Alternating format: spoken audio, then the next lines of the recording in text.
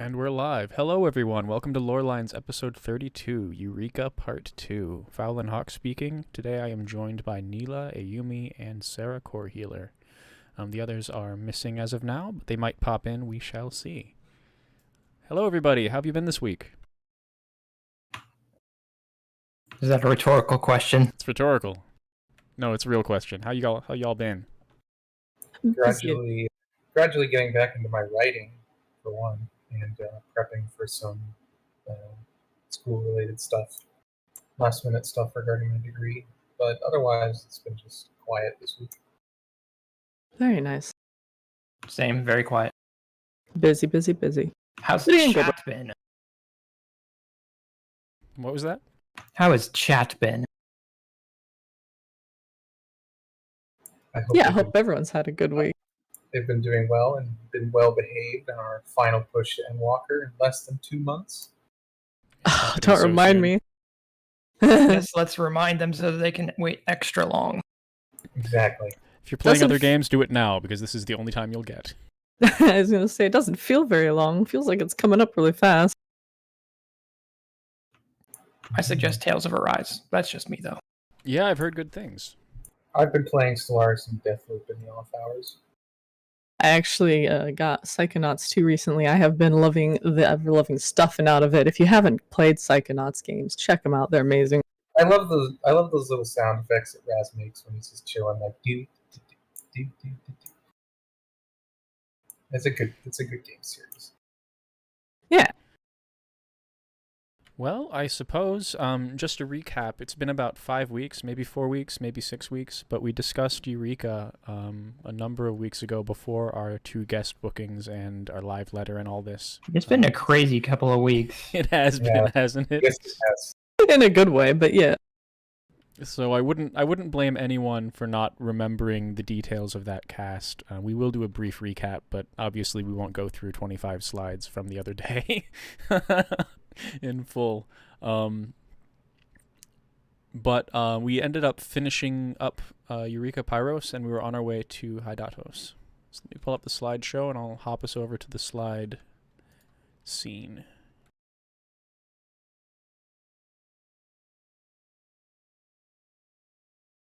The first thing I remember about Hydados, honestly, is that when I first looked at it, it made me feel like I was in a bathtub turned upside down.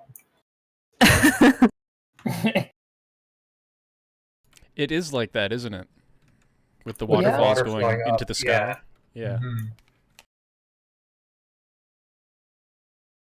And then that looming visage of the Baldessian Arsenal. Eureka, the Forbidden Land. Mm-hmm. Yeah, so during our last session, we went through the introduction during A Realm Reborn. It's mentioned briefly in one of these amazing Urianger conversations. The hard-to-understand ones. And we end up popping into Eureka as side content in Stormblood. It's the corollary to our current field instance Bosya thing. A little bit awkward, sorry guys. I don't know how we should recap the previous episode. It's basically a 144-man instance where pretty much everyone inside that instance was doing a massive grind towards their relic armor and relic weapons. And that was pretty much all there was. It was reminiscent of course, older MMOs. And the story basically was leading us through what Kryle and the other surviving member of the Baldessian order were like. They were trying to figure out what happened to the Isle of Ball way back in 2.1, 2.2. And this is apparently what happened. It was kind of neat to go back and revisit that, since it was something that was hinted in the post-ARR stuff, but we never really... I mean, it was a mystery at that time. We didn't know exactly what was going on or why. It also gives us our first look on the inside of Sharlayan, I think. Maybe not our first one, but a very nice one. Yeah, our first completely abandoned ruins situation. I guess the only other one would be the Gubal Library, right? Ah, yeah, pretty much. Which was also another great one, but that was from the abandoned colony.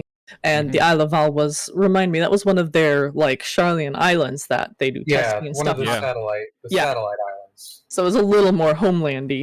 We might actually get to see more of those satellite islands when we go to Old Charlian. I'm really excited too. I hope it's a bigger set of islands than say Ruby Sea, which is obviously a region. Yeah, it feels much. It looks like there's a few, and that they could potentially have like more small orders of Charlians, like the Baldessians are, just hanging out, like the research campuses kind of thing. I could also see them doing this island or that island as an instanced area that you visit for one reason or another.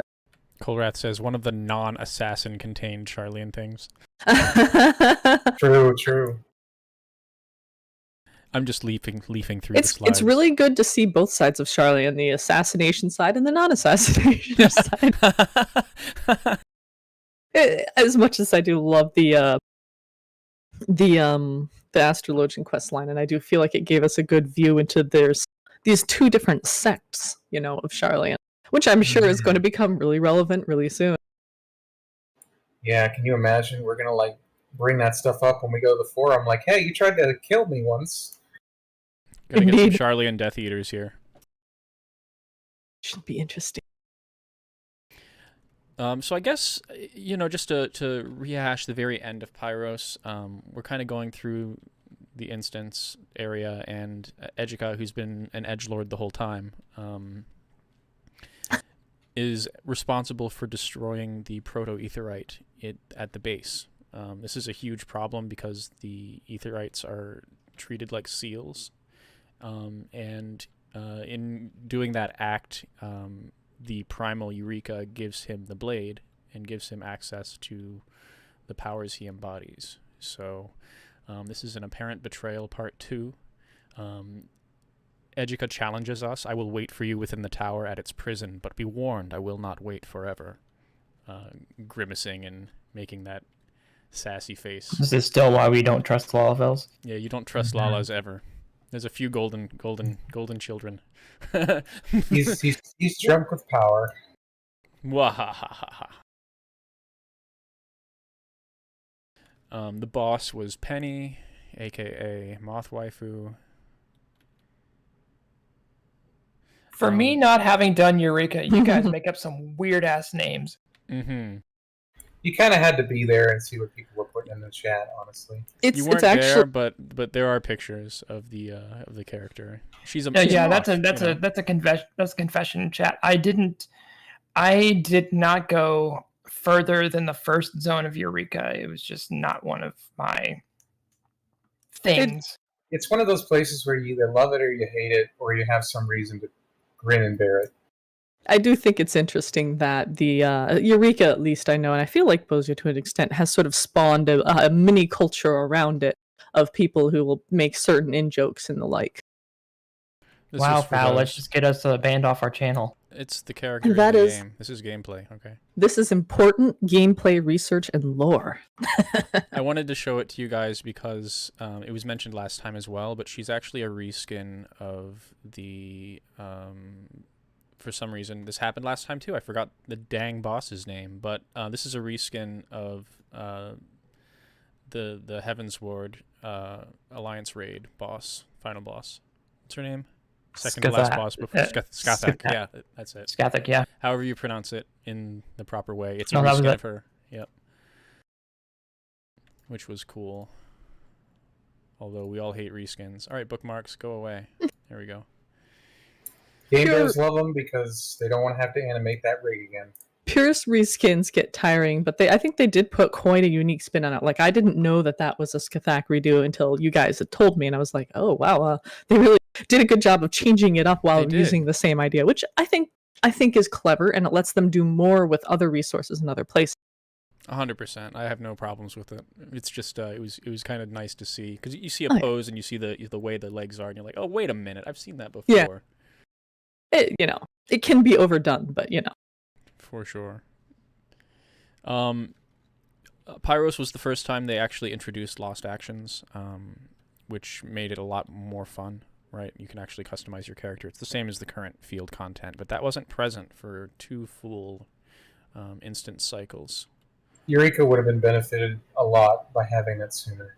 Yeah, like from the beginning would have been cool, or at least by Pagos. But they figured it out, and they design things as they go, and it was pretty solid content with pretty major issues, and it's just they fixed it up.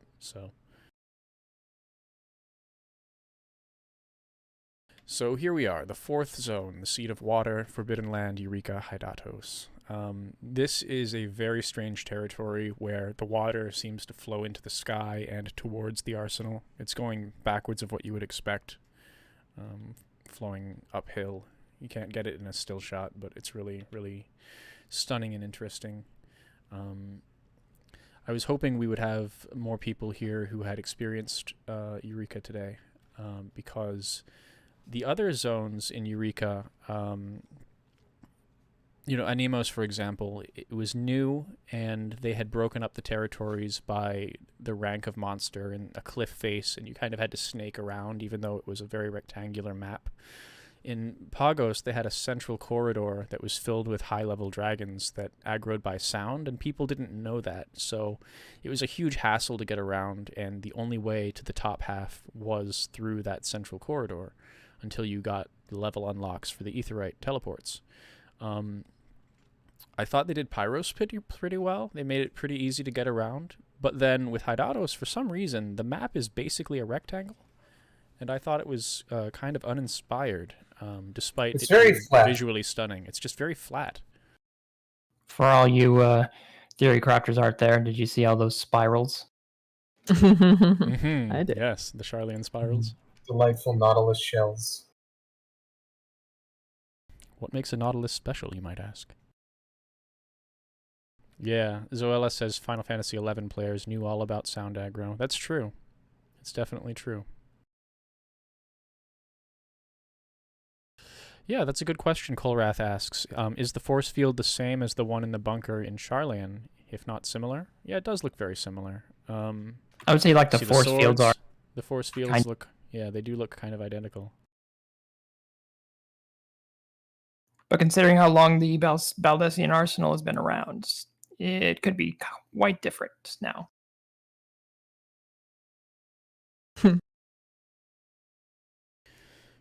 It looks like there's an airship dock at the top as well. Yes. Fly in, fly out. Very secure facility. It's really true as well, because this bridge here, I don't have any shots of it, but basically the way you get to that building is by using a focus and literally flying up to it, and then your character walks in. But yeah, Hydados meaning water, from the Greek, I can't read that. Hydados. Yeah, Hydados. It's a land dominant with water aspected ether, seemingly dominant with water, but also wind appears to be present. A lot of these zones have multi ether, even though they have a primary kind of feel. In prior cutscenes, using the Echo, we saw Galef and company talking about reversing the flow, and in this zone, we actually see the rivers flowing backwards and the vertical columns, which I mentioned earlier. That's interesting. I actually wish I would have done that up to that point so I could have seen it. It's really, really, really cool. I agree the grind was kind of heavy, but... Oh yeah. So glad I did my one-time clear of BA. I grinded it a little bit, but I was mostly interested in getting the last bit of story and my Demi Osmond mount. It's one of my favorite mounts. Osmond's great. I love it. Flying Marble. I sometimes I land and fly just to get the changey. Flying Doom Rubik's Cube that eats cities. That's good shit. So in terms of gameplay notes, it was very similar to Pyros. We have access to a fully mature lost action system. They did add armor back to this, so if you're familiar with Bosya, you know that the second and fourth tiers of armor come with substats, haste in that case. In this case, it had a different situation, but you were able to get access to a ring and an earring and either the mage armor from Final Fantasy XI with elemental stats, or the armor you began in Pyros you could upgrade to get elemental stats on it. You also could make them shinier. They had a glow effect. And then obviously they added the relic weapon that had Eureka substats. A lot of this from here on out, but they just kept adding substats too, as well, to the armor, especially in relic grinds like this. We also see that in Bosnia too, where the haste element was added onto pieces of armor. There you go. Thank you, Bonnie. Vermilion cloak. Yep. Screams in 11 PTSD. At least they didn't add accuracy stat back. Wink. Yeah, fair. Don't even say that. We don't need to be having a Morrowind situation. I must have put this later in the slideshow and forgotten to rearrange it, but the elemental substats, I think it's in the BA section a little further down, but they were so important actually that the ones that you could actually put on market board were obscenely expensive during progression. The price for Cassiopeia earrings was upwards of 48 million on Excalibur. Mm-hmm. I'm glad I was able to get those just legit and didn't have to buy them because they were very helpful. Mm-hmm. I sold mine.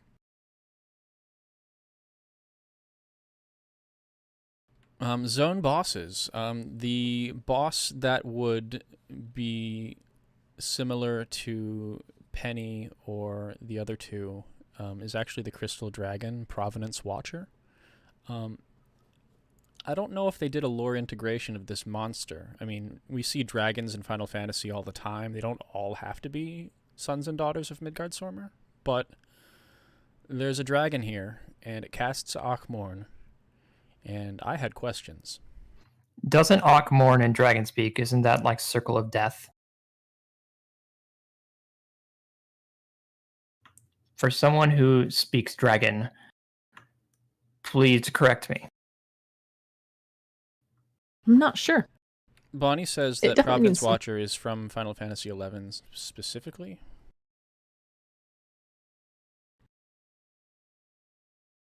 There we go. Thank you for the assist. This is a game I have not played, although Bonnie has encouraged me to make a level 1 character, and I'm beginning to go through it.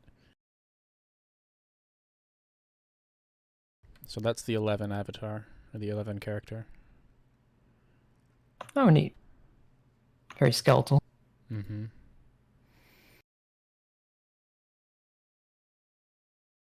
Title obtained, Witness to Provenance.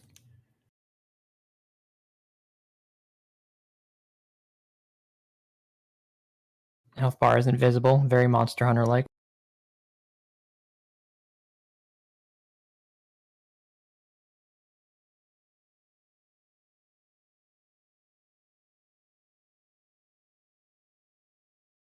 Oh, you're looking.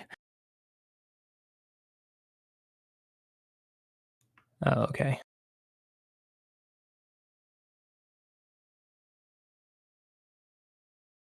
Just wanted to get a good shot from this game. It It's a bit fuzzy. is, but it's pretty kind of similar.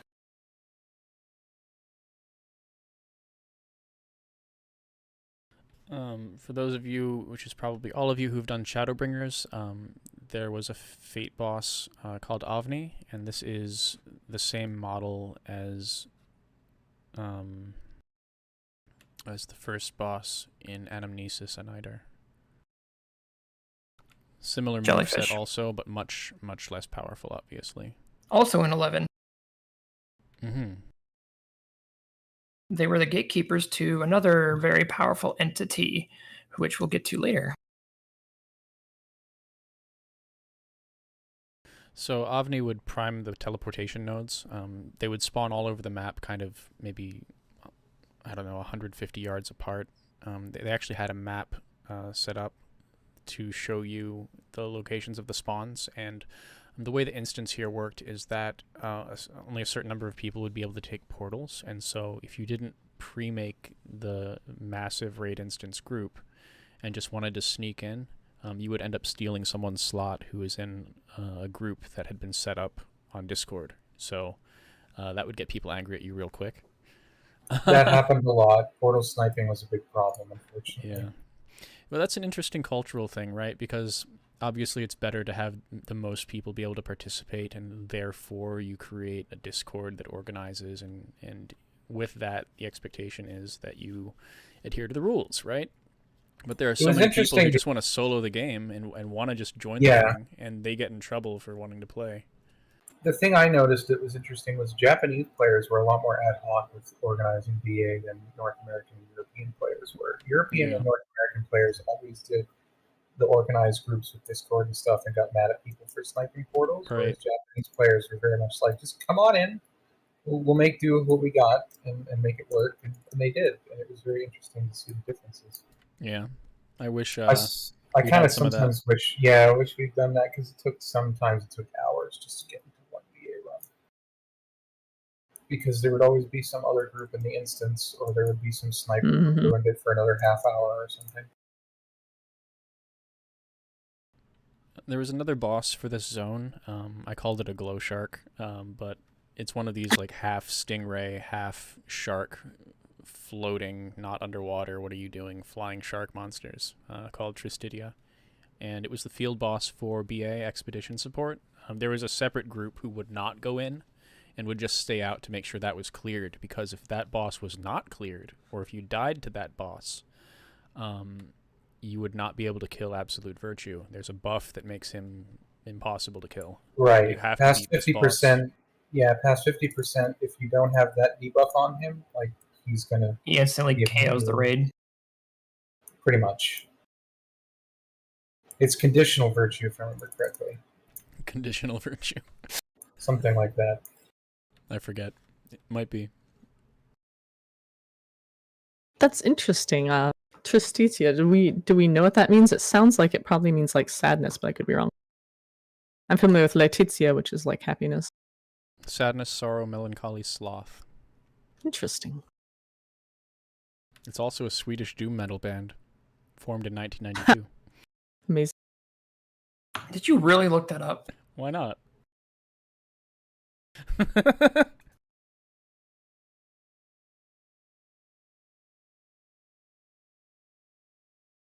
So the sharks are strong, I hear. Yeah, they're strong. They'll beat you up. If you don't dispel them or interrupt them, they will throw meteors on your head. Oh, can we just talk about Aeroga, like, what is, this is crazy. Aeroga 4, so this is already like Aero 7. Yeah, it's weird to me to have the ga endings and then also numbers, because usually games pick one or the other. Yeah, so what is the normal convention, right? It's like Fire, Fyra, Fyraga, Fyraja, right? Yes. And they're adding a fifth one for Endwalker? For Black Mage? Yeah, in Final Fantasy XIV they use the numbers, but in other games they've used the ending. I know that I seem to recall they did that in 12. Definitely in 4 as well. What they may do is the animation that precedes the 1, 2, or 3rd level. They may just put a spin on it if it's like the 1, 2, 3, or 4. So Aeroga or Aurora 1, 2, 3, or 4. The first one, if you have Aurora, and it's like number 2, it may have like a different animation, or Aurora 3, another different animation for that. So it may not be more powerful, but it just may have a more stylish animation. Bonnie was to save again. Expecting. Why aren't you in chat? In 11 they do Aga for AoE, so this would be Water AoE 3. You know, that's an interesting point. If they use those in 11, maybe that's why the combined terminology, because a lot of this theming is taken from 11, but then they bring 14 in with the numbers. Oh. Could do. Yeah, I was thinking, what is this, Arrow 3 4? Isn't Arrow 3 the AoE that they patched out? Last I knew, yeah. White Mage, Heaven's Word. Someone come in for the save. I want to say you're correct, but it's been a while. Yeah, they did a lot of mixing, matching, some changing around between Heaven's Ward and Stormblood and Shadowbringers with the names. But yeah, like Bonnie said, it's just another consistency between the two. So, we had a question. Where are the other elemental territories, right? So far we have wind, we've got fire, we've got water, we've got ice. Where's Heart? Right, where's Heart? Go planet. It's all but sure that lightning and earth are present on the isle as well, but we never go there. The Magia board shows all 6 elements. I think Neela was talking about the Magia board the other week, but I can't quite recall. Yeah, we were talking about it briefly and how interesting of a mechanic it was, even if it was occasionally annoying because you'd forget about it and then you would be doing optimal damage. And how they had to mix it up a little bit because of, having to be able to turn it one way, whereas the dominance and submissions go in opposite directions, so they had to switch 2 elements for that. All but sure that lightning and earth are present on the isle as well. Yeah. The Magia board shows all 6 elements, and the concept is one of dunking an entire island into the life stream,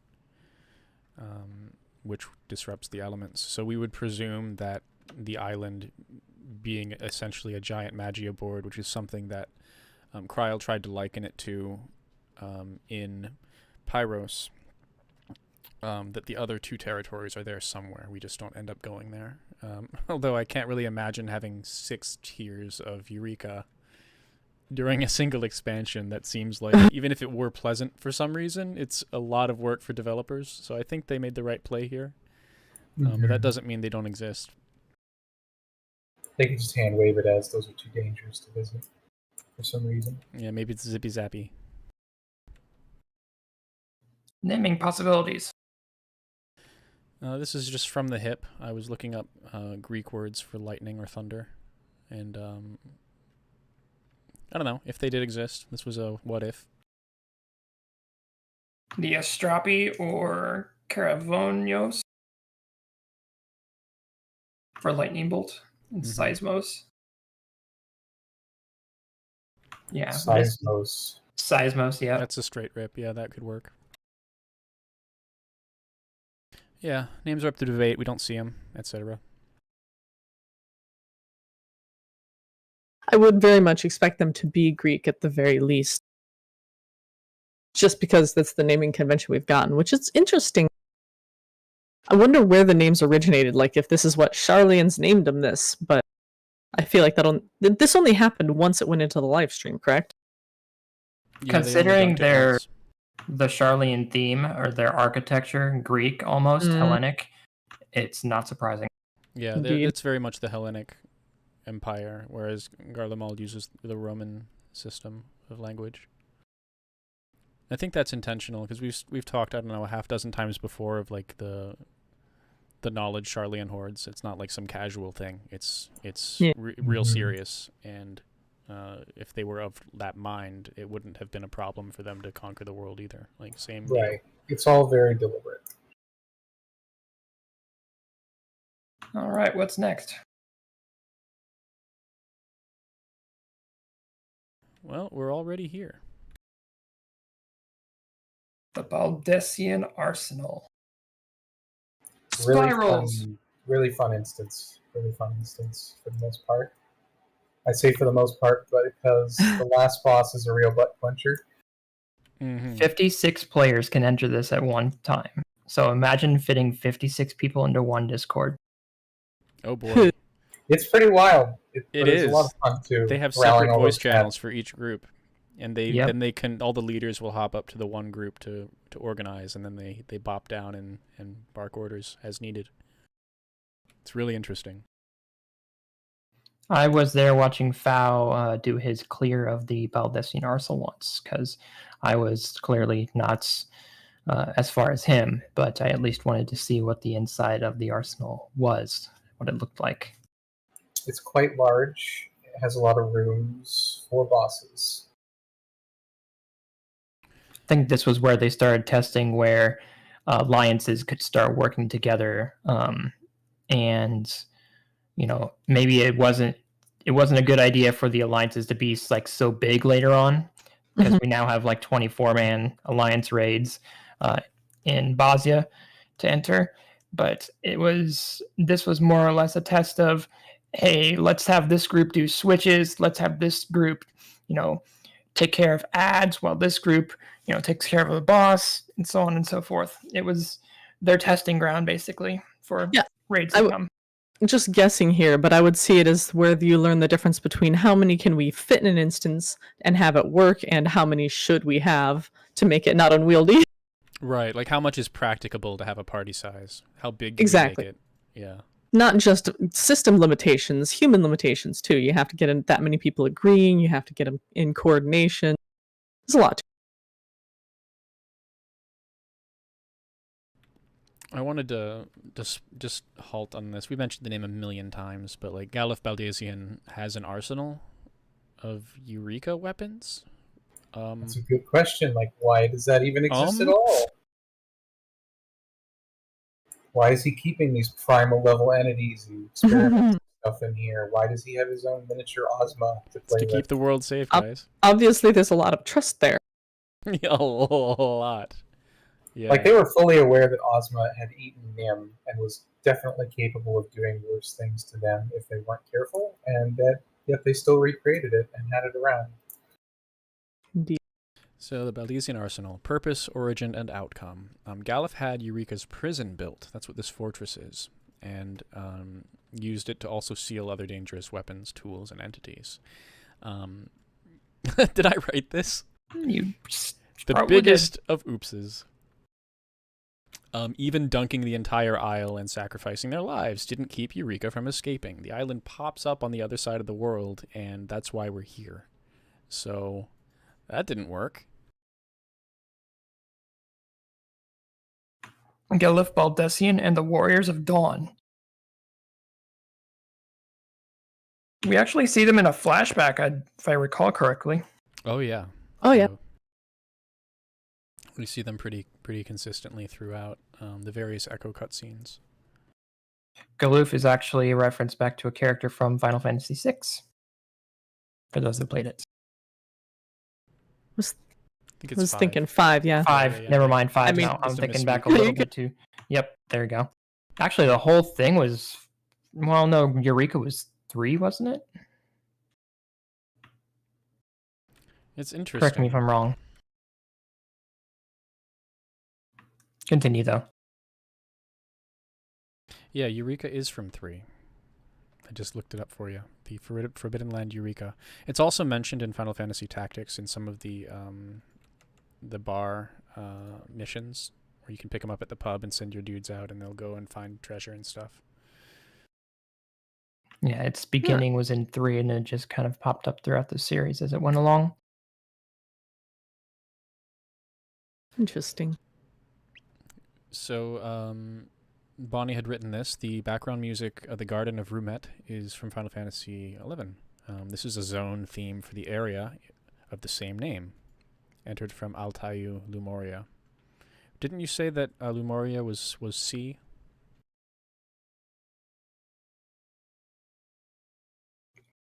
I believe so. That's what she said, yeah. I think so. Hence the flying shark boss. There's a lot of references from 11 they took here, too. We didn't Indeed. think to add it, but I really liked this track. I gotta say, just doing BA even just the one time was really exciting. It's one of my favorite things to have done. Highly recommend. There's still groups who are doing it, so if you need assistance finding a Discord or a community, just let us know and we can send you the relevant places. I'm really glad that Eureka is still active and that people are still doing those relic lines. Super same.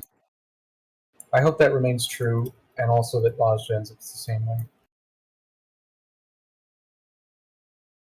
So we do our nonsense around the map of Hydados, and we fly up to the arsenal, and upon arriving, we activate the restraint mechanism, and Eureka shows up behind us, and Edgica shows up in front of us, and he's wielding the sword, and things are about to get real spicy. Eureka says, "Our enemy standeth before us, bearing light most vile. Strike him down, my champion." That's not concerning at all. Light Light bad most again. vile. The restraint broken. Ijika corners us, brandishing the weapon, and... Yeah, Kryl shouts, Ejika, come to your senses. And he says, come to my senses? My dear Kryl, I never took leave of them. Come, we settle this now, the task that Master Galuf entrusted us with. So not a betrayal at all. He totally conned a primal into thinking he was trustworthy. He throws us the blade. We form it into a sword from a blade of light, and we just straight up murder Eureka. Like, very much Zantetsukan animation pops up on screen. Dude goes slicey, and poof.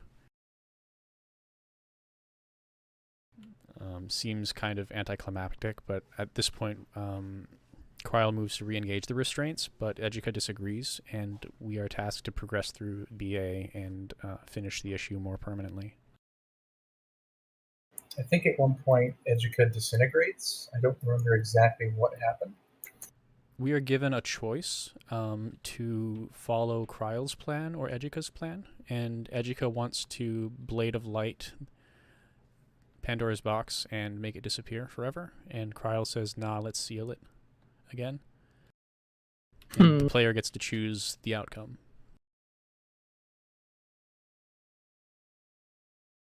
To seal or to kill. Exactly.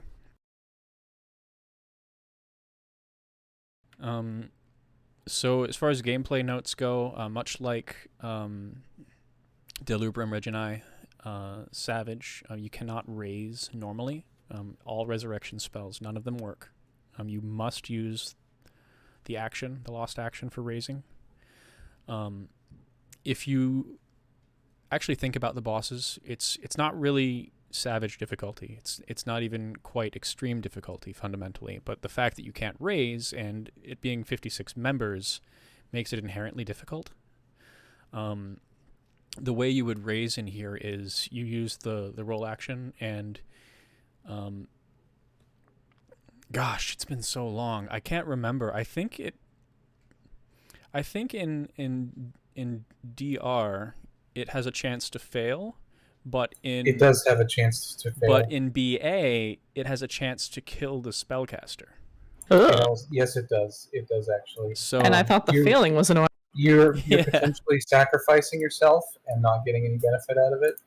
Yeah, and then the next healer has to try it, and hopefully, like the human chain of sacrifice will get everyone back up. Generally speaking, it's an emergency thing. You don't want to use it willy-nilly. Yeah, they're like, all right, well, you're dead. Lost actions are definitely mandatory, not just the raises, but the buffs, interrupts. People would bring lost, death, that kind of stuff to help out. Those help out a lot with the trash pulls. Yeah, just outright kill things. We don't have a slide of this, but one of the rooms going up to Absolute Virtue is like a series of 6 sealing chambers.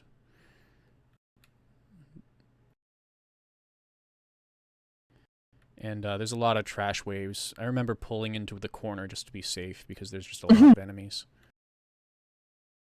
When you can't raise, every life kind of matters. Kid. And obviously the having the appropriately elemental statted gear was important. The gear you could get in Kugane, the Final Fantasy XI gear that Bonnie posted earlier, that was easier to get. But the elemental armors, to actually get them fully made, you had to complete BA to get it made, similar to how it works in DR, where you need that special component from the bosses to make that final upgrade before we got to the new Bosja, but the old. There's the thing. I mentioned about the Gil here. The Cassie earrings. If I remember correctly, there's a belt as well that they're planning on replacing in Endwalker. Yeah, there's a speed belt. All of that stuff generally made BA much easier with time.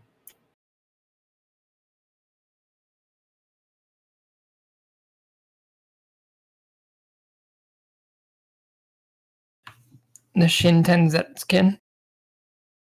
Mm-hmm. Oh yeah, the demon wall in the background. Twin spears, black white spear, Raiden, Shin Zen Tetskin. There you go. I can speak, I swear. That's a hard That's one. a mouthful. Yeah. So the black spear and the white spear bosses, and the demon walls, we've seen it a bunch of times. It's just the door boss, literally. Classic Final Fantasy boss. Yeah, it's sealed, so there's a demon wall. The Charlene black likes its spear demon walls. and the white spear remind me of the rooks from Heaven's Ward. The black Yeah. horse and the white horse. But and again, it's always just like the inverted colors, red and blue, black and white, just opposites.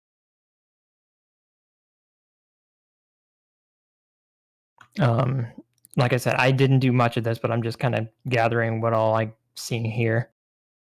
I don't remember if Raiden itself is a primal, but like you put on the slide, Zen Tetskin is Odin, so there could have been implications there. Yeah, I'd argue there definitely are. The theory of save the queen as another of the Eurekan weapons, it resonates, but I also want to believe that it's also something that lies elsewhere because of what happens at the end of the, by the way, spoilers coming up, Bosnia storyline, where they discover more Allegan artifacts at the end, as they are presented to Gabranth. They were found in more ruins, actually in, I think it was Dalmasca. They were continuing, or no, they were combing through more Bosnian ruins, and they found more Allegan artifacts, and they presented them to Gabranth. And so Save the Queen was in our possession, but they were already in possession of, at least, as in the cutscenes, at least 3 more weapons. And this leads into the, of course, assumption that we are going to continue not the Bosnia storyline, but like a kind of similar going into Dalmasca storyline. But that's another day. I'm really Something that excited might for that, though. that might merge Eureka and Bosnia a little bit and be like, well, their common thread is this thing that made them, and it's like, what do we do with that? Something about the black spear and the white spear, the twin spear bosses, was throwing me, and so I just double checked it. The bosses had names. It was Owain and Art, and Owain was the white spear wielder with fire and ice magic, and he was the wielder of Muinderg, the spear of mourning. Meanwhile, the other one named Art was the wielder of Orlasrach, the spear of night. Both of these names are from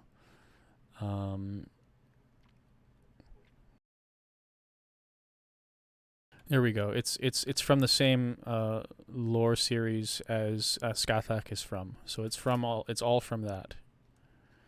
Which is interesting. I was thinking they sounded familiar. It's interesting because for one, you have the black spear is earth attunement and the light spear is fire and ice attunement. But they look very much like much more human versions of what Absolute Virtue looks like. I mean, basically they're people with that kind of curvy doll look, but otherwise humanoid.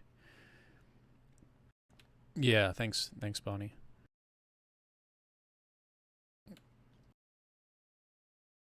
You do have to wonder whether Save the Queen was part of the Eurekan weapons and then just taken elsewhere. I think it's at least possible. It's also interesting that combines in with the Ozma stuff, right? Because that whole series of raids was themed after the Ulster cycle. So to have the same technology and entities appear in a completely different area is kind of interesting.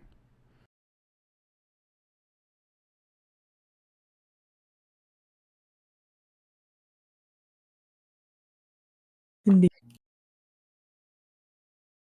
What one's next? What else do we got?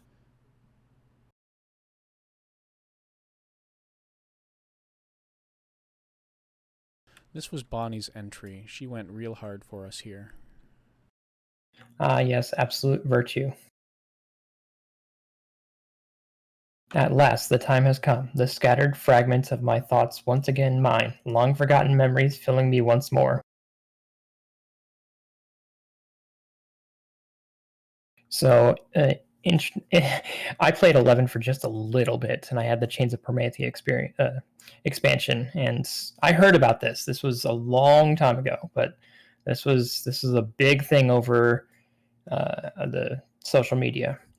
It was introduced in Final Fantasy XI's Chains of Prometheus expansion. Absolute Virtue is a notorious monster, spawned in Alteu, a region known as Lumoria and colloquially referred to as Sea. It is an Aeon type of enemy. It only appears after players have defeated the Jailer of Love, which is another endgame boss of the zone. I believe the Jailer of Loves were similar to the jellyfishes, or angels, I believe. It's one of the two. Correct me, Bonnie, if I'm wrong.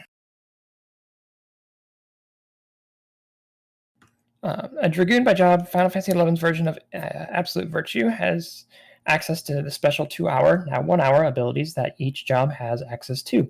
This meant that at some point during the fight, Absolute Virtue could use White Mage's Benediction and heal itself to full, or summon an avatar such as Shiva and one-shot everyone in range with that avatar's Aetherflow ability. Historically, Absolute Virtue is one of the 2 most difficult bosses that have ever existed in 11, resulting in players fighting him for so long that they grew ill. It took years for players to fight the legitimate way to defeat Absolute Virtue, even after receiving a hint video from the developers. The other boss was Pandemonium Warden, which is infamous due to a group fighting for 18 hours straight on a single pole.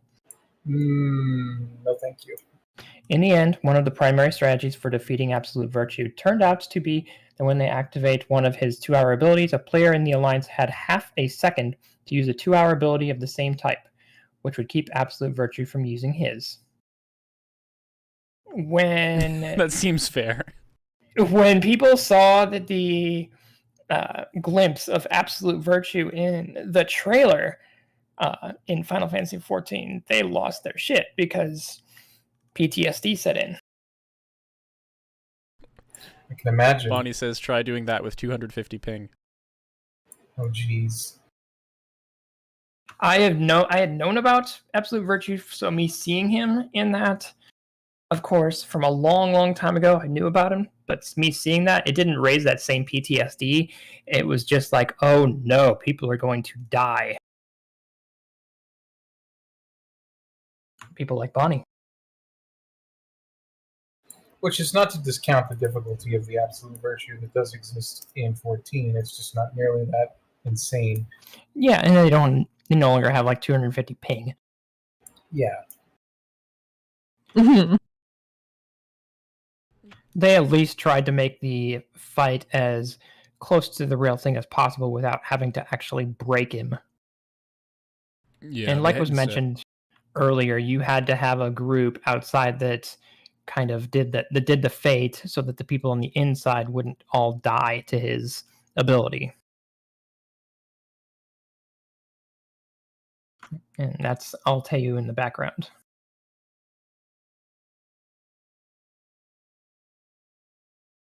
Absolute Virtue, I believe you had to slay the, what was it, the Cardinal Virtues?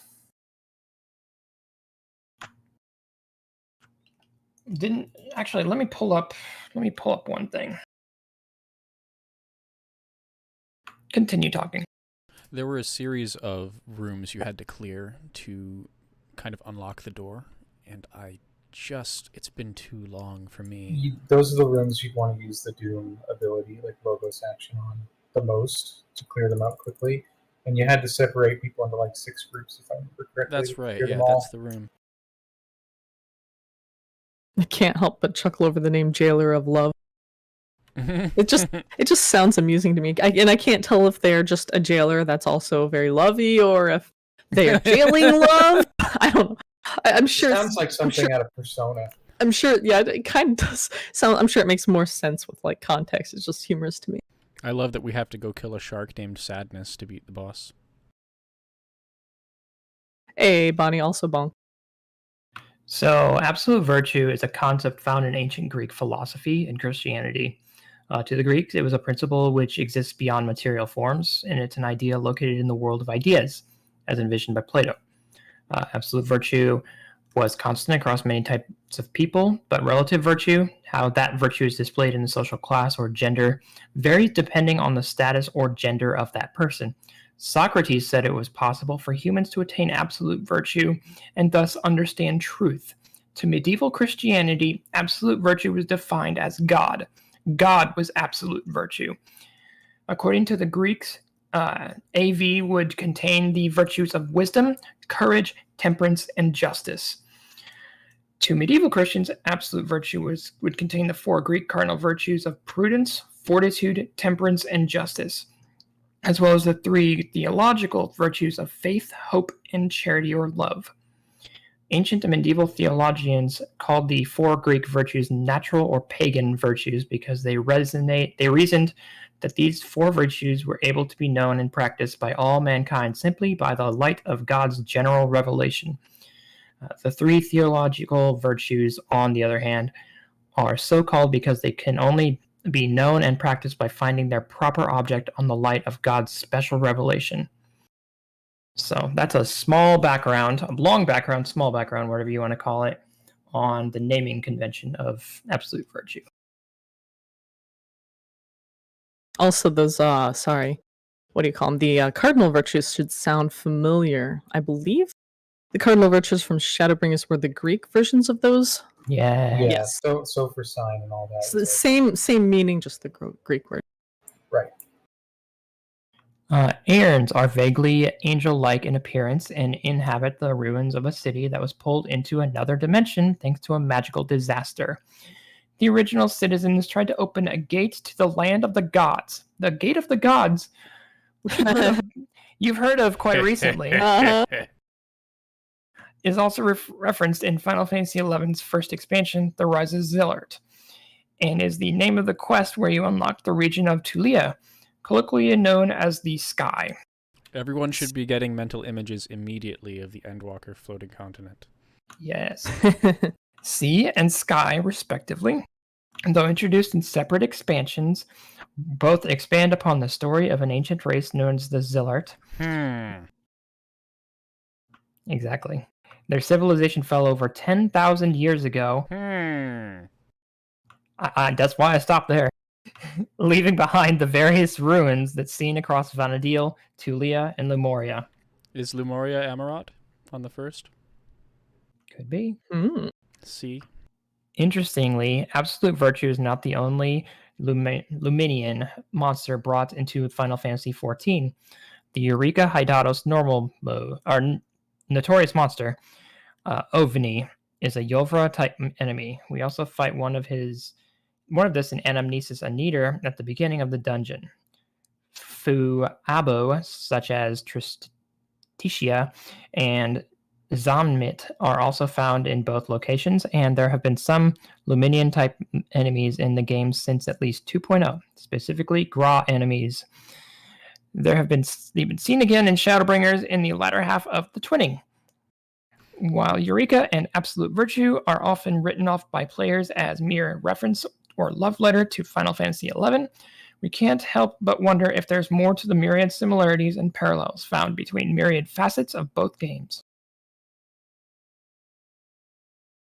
If we didn't wonder that, we wouldn't have much of a show now, would we? The parallels just seem too close to be mere love letters, honestly. Like, they were very deliberate in where they placed these creatures and their references.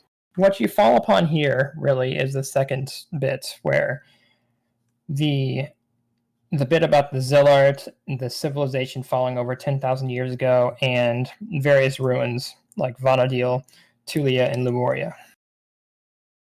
All 3 civilizations, you have striking similarities across both the source and the first that we see. and Vanadil closely resembled the Evilise too. I mean, it's in the Evilise universe, but we know that there was a civilization lost in the source that was also a part of like Dalmasca, inferior or superior, that was lost to time. This is all really interesting, especially the time aspect, the sea and sky aspect, and Bonnie has seen fit here to say, leaving behind the various ruins seen across Vanadil, Tulia, and Lumoria.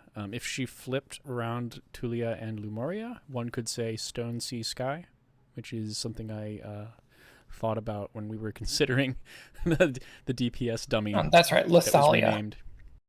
Lasalia, yeah. That was the ruins.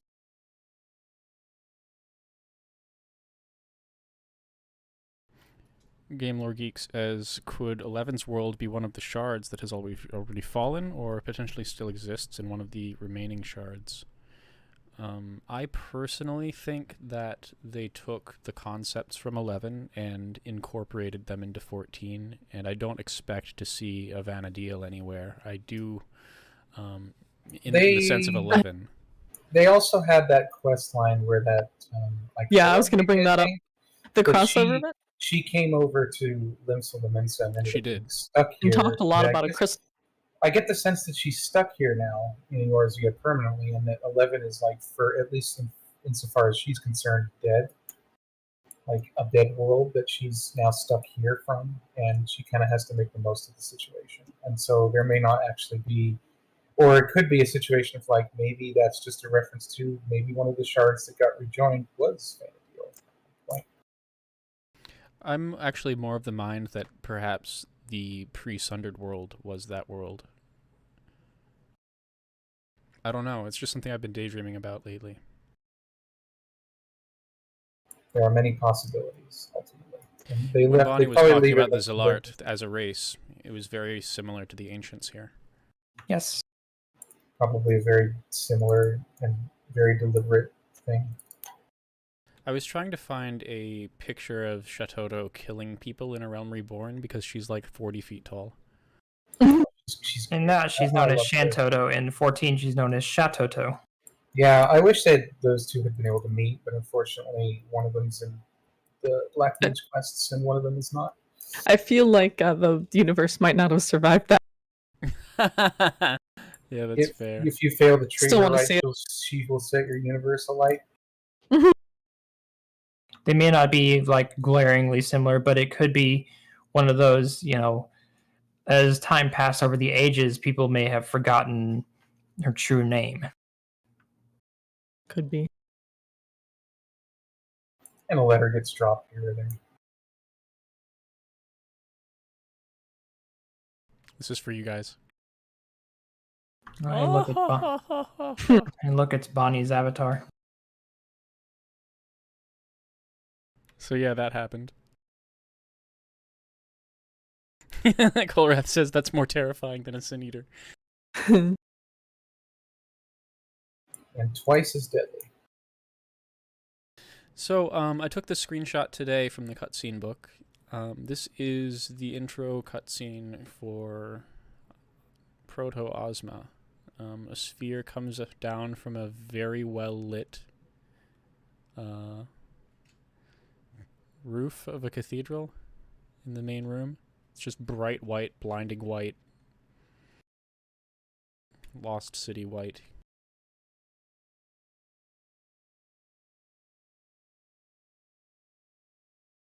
Yeah, not eerie at all, right? Yeah, not at all. This one actually can transform into a star, unlike the other Ozma, which can only transform into a triangle and a square. Yeah.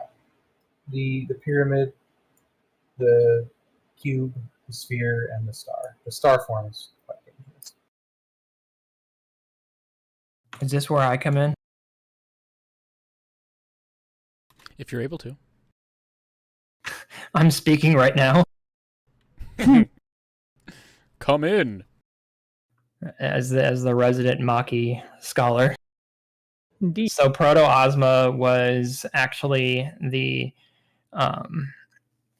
previous version of the regular Ozma. It was the Ozma that's the Maki made was the attempt at weaving ether. And actually, it's in the. If you want to go ahead and bring up the entry from the mount, do you have that picture? I do, right here. What? Part 2. So after concluding that Ozma of the Weeping City was but a preliminary attempt to weave an ether-based simulacrum of the Eurekan phenomenon, Proto-Ozma, the students of Baldessian endeavored to apply similar magics in the creation of what they dubbed Demi-Ozma, hoping to learn what made the entity tick, which is a bad idea anyways. But now we have a cool mount. Yeah, they made a miniature version, and the Warrior of Light took one look at it and was like, I want the Death Ball as a mount. Yeah, we've got I'm a gonna write around gravitational singularity in our bags. So Nothing could go Proto-Ozma was the beginning one. It was a Eurekan-based weapon, or a Eurekan-based entity. Using what they had gleaned from that, they created Ozma. The Maki sorcerers created Ozma in the Weeping City as a kind of a means of a weapon themselves. It was originally created as a city-destroying being, which was then repurposed later into a city-defending entity. And one can only assume that it was made to protect the city from void scent, considering how overrun the place was later. And as for Ozma itself, if people remember what for people that played Final Fantasy IX, Ozma is immune to shadow damage unless the players complete a side quest beforehand, and then you can attack them with shadow damage. So again, that kind of feeds into the lore a bit. One can assume that Ozma was repurposed as the guardian of Mach to guard against Void Scent, since he was immune to shadow damage, and Void Scent can't complete side quests, but that's besides the point. Void Scent can't complete side quests. At least as far as we know. Thank you so much for that. So when we get swallowed up by Ozma, we go into this really weird kind of otherworldly dimension with like floating rocks, floating trees, and all that. In Final Fantasy IX, you actually fight him in an area called the Floating Chocobo was it Garden, I think? Let me go back up to it.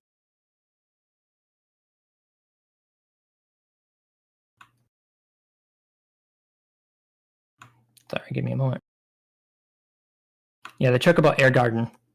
So it looks eerily similar, actually, with the exception of inside there you have a number of floating structures, and in Final Fantasy IX you do not. You're just up in the clouds. However, in 14 you have trees, you have kind of a morass of a dimension below, and then you look up in the sky and you see a swirling vortex of doom. And this was kind of a callback to what Ozma's ultimate attack was in Final Fantasy IX, called Doomsday, where he just sent a giant meteor out of space and time at your party. Sounds pretty troubling. It was. It didn't miss. Speaking of troubling, just to restate, so the lore text on the mount says that Proto-Ozma was created by Eureka, and that the Maki sorcerers recreated an Ozma on their own, and then further states that while we're busy in Baldessian Arsenal, the students of Baldessian decide to hand you off a demi-Ozma? So yeah, a subsect of Charlian.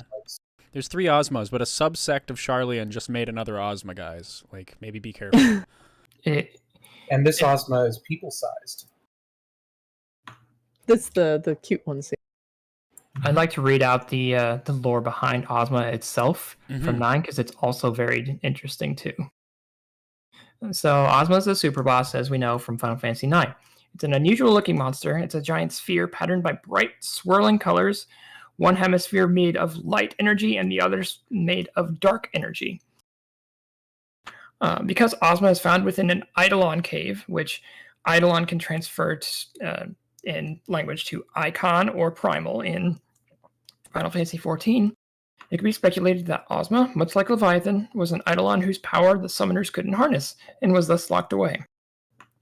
Eidolons are creatures created by the crystal to be its protectors. The crystal is pretty much the source of all things in 9. It's I wouldn't say it's like Eidolon, but it's a part of the main story. I won't go into it because this is supposed to be a 14 stream. Anyways, that appear in different forms depending on the era, as exemplified by Shiva, who used to be a pixie. Whether or not Ozma ever had a different form or is even an Eidolon at all is unknown, but by the time the party releases it from the Eidolon cave, it appears as a swirling ball of energy. Main feels Ozma as a presence not of this world. Since Ozma drops a completed pumice used to teach Garnet the Shadow Elemental Arc Eidolon, and the Ozma normally absorbs Shadow Elemental damage, it may also have some relation to Terra. Its other games describe Ozma as a metaphysical being that exists without form and is unknowable, untouchable, and unattainable. It could very well be the closest this game has to a Platonian concept that can be visualized, essentially. You have to wonder whether or not, like, during this, they kind of hinted at something in the future. I also note the half light and half dark thing with interest. Yep. Same. And the border between. Uh-huh.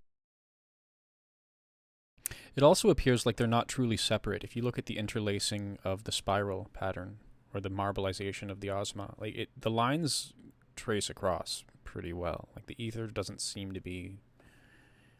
It's just an interesting phenomenon when you see the lines are touching on the two halves. Yeah. It almost makes me think of the whole yin and yang thing where one transforms to the other and back and forth. Mm-hmm.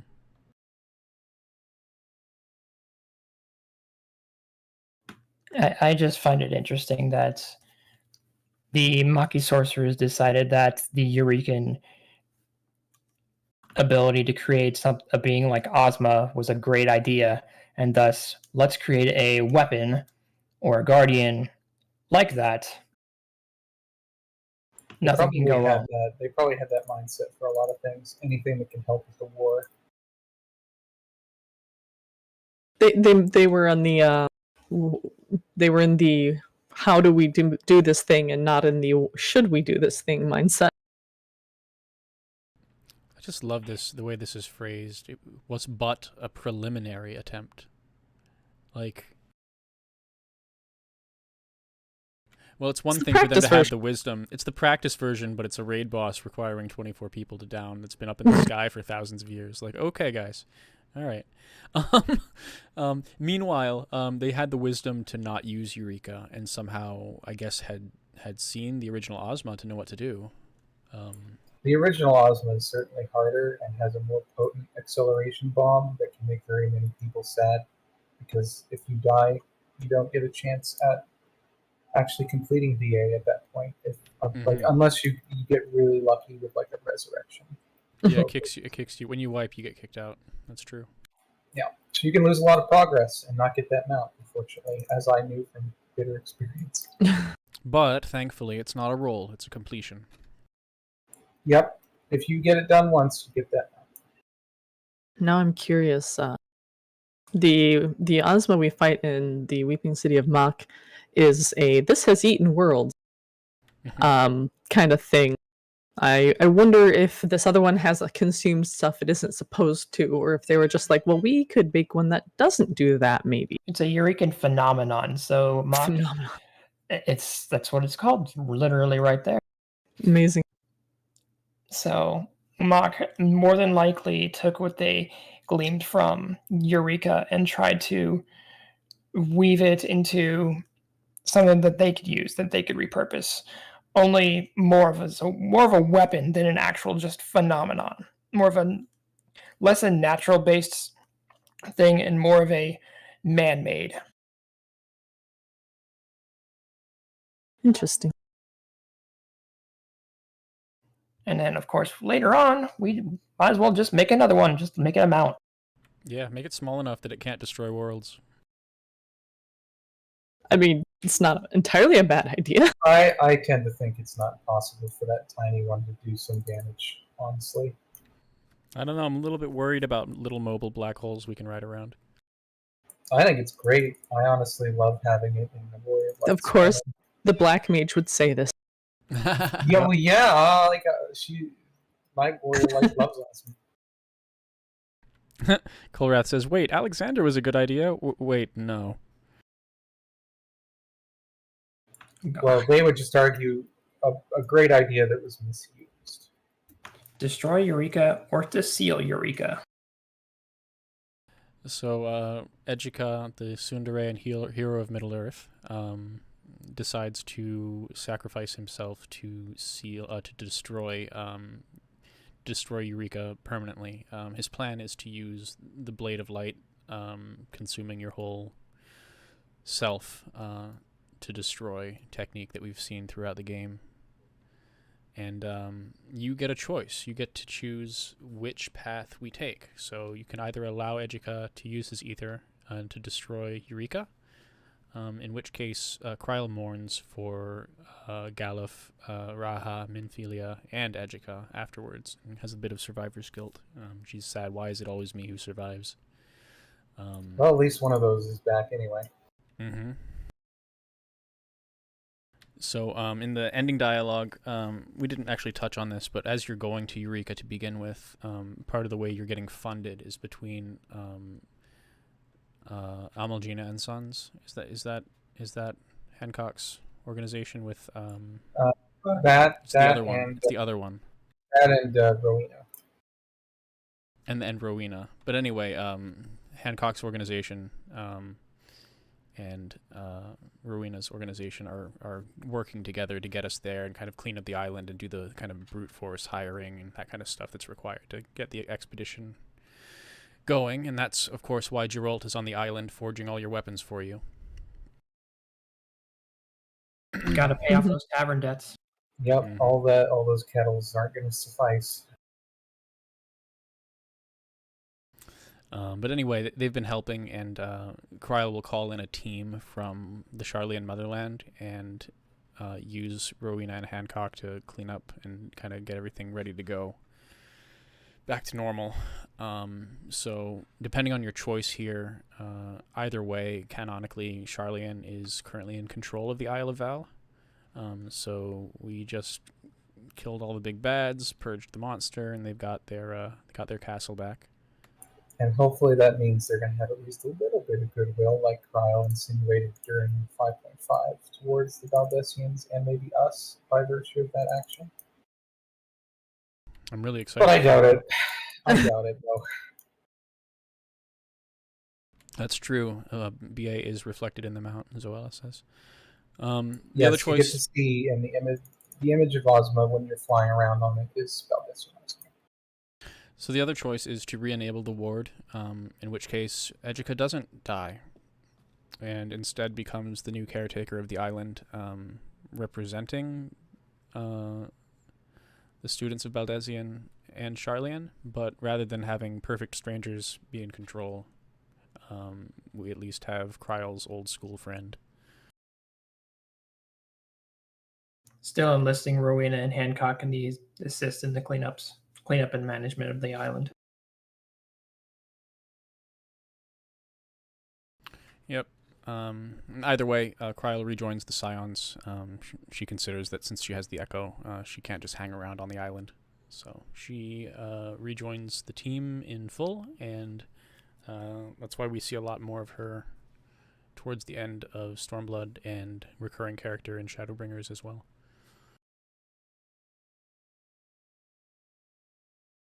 It's a long, long quest line. Yeah. So that's the end of the presentation. We are a bit early, as expected. We can do some freeform discussion. We might also want to touch on what the elemental, because each zone is aspected elementally, and there are little elementals that you can go to and get a little buff. They each have their own little song. They do indeed. Don't know if do we have an image. Bonnie put it in chat for us, or in the channel.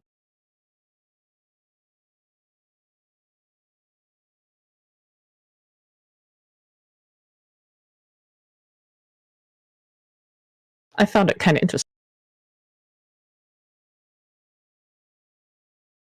I could do that. Animos being the wind area says, to those blessed with life, her boon is but to be. Whither goes the wind, her dance unseen by thee? Bearing seeds afar, breeze knows no boundary. Could mean any of many things. I kind of try to read it as like an internal wind sort of thing, but who knows? That's what I was thinking of the first time I looked at it. I was like, God, that stuff stuck in my head forever. Welcome. The Pagos elemental? Pagos is the ice, the ice area. It is blizzard and tempest, yet makes not a sound, harsh in its silence. Very, very short, this one. And,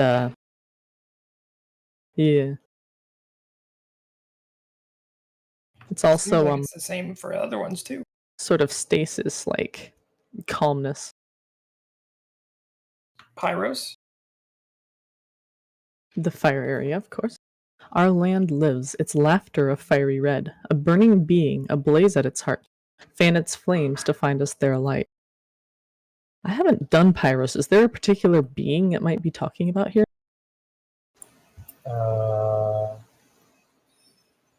Gosh.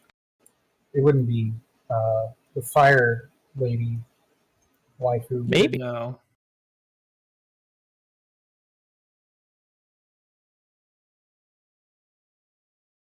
So they're just kind of like riddles to be cute, maybe. Interesting. Yeah.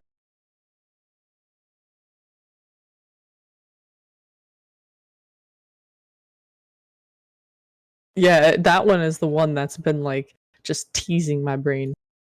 The Hydados. I was going to say we should do Hydados as well, because that brings in the other aspect of that one.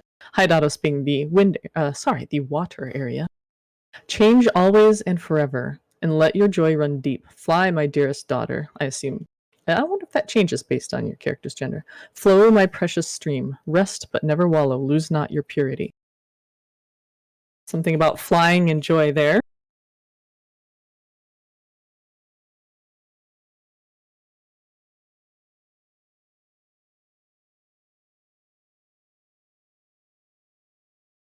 Ah.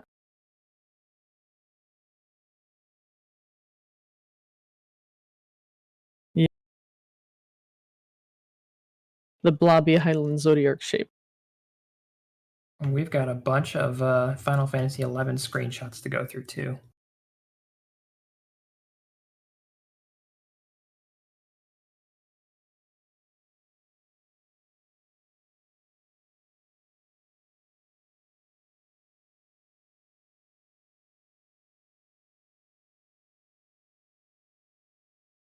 I'll allow it.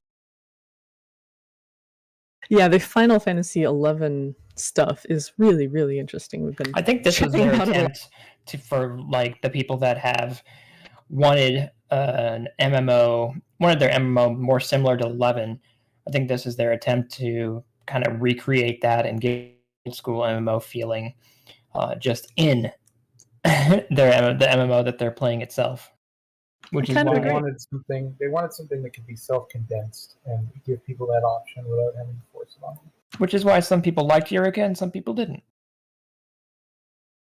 I'd agree. I like to think of it as a good compromise, especially because you don't necessarily always want that kind of game design, but it's nice to come back to it from time to time. There's a reason that people enjoy it or are nostalgic for it. Like, it isn't all bad. It can just be very grindy and unfair sometimes.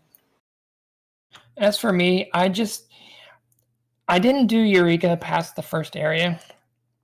I couldn't find groups that I really could vibe with. I couldn't just get into doing it every night. And I don't know, it just wasn't for me. And it's funny saying that because here I am on a lore podcast talking about it.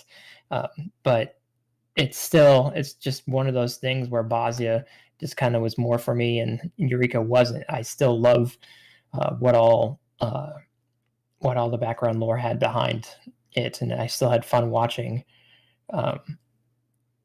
Fao go through Baldessian Arsenal, and I still had fun finding out that Final Fantasy XI super bosses were part of the quest and storyline. That was fun too. But as for playing through it, just wasn't me. I wasn't crazy about it, but I when I had the time, I played it, and then I didn't have the time anymore, and I didn't play it anymore. I thankfully had the motivation of wanting the armor, one of the relic weapons, Pikey Eureka, as well as the Demi Ozma. But once I had that, I was kind of good. I didn't really need much more. The lore being actually surprisingly good was a nice bonus stuff. Absolutely. Oh boy, that took a minute.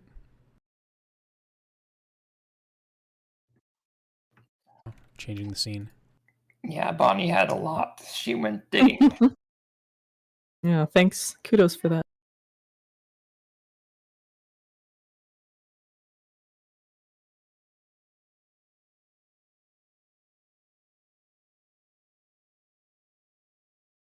So this is Alteu.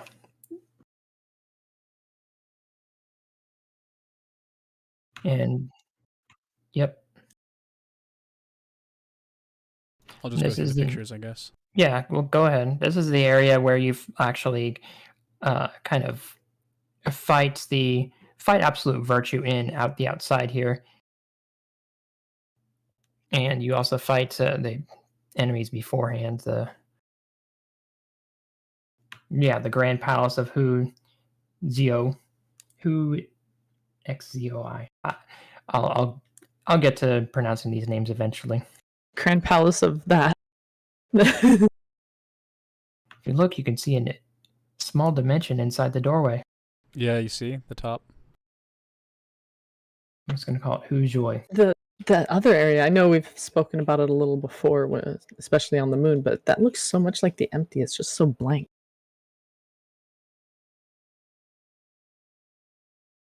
Star pattern on the doorway, and that thing in the sky. Yeah, they're both pentagonal. Bonnie's like trees, purple trees. Yeah, purple trees. I wonder where you've seen those before.